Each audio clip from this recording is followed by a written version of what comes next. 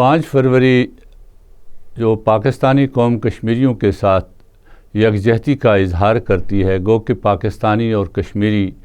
ایک ہی سکے کے دو رخ ہیں، ایک جسم ہیں اور دو جان ہیں۔ یہ رشتہ لازوال ہے اور ہمیشہ سے لازوال ہی رہا ہے، لیکن آج کے دن کی خاص اہمیت یہ ہے کہ آج کے دن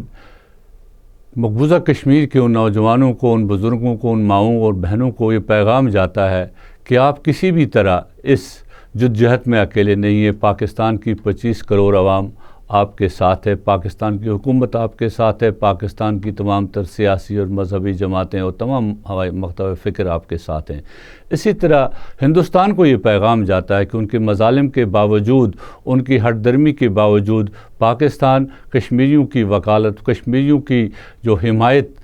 کرنے سے باز نہیں آئے گا، اس سے پیچھے نہیں ہٹے گا، اور اس کے ساتھ ساتھ دنیا کو بھی یہ پیغام جاتا ہے کہ ان کی مجرمانہ غفلت جو سالہ سال سے رہی ہے، اس کے باوجود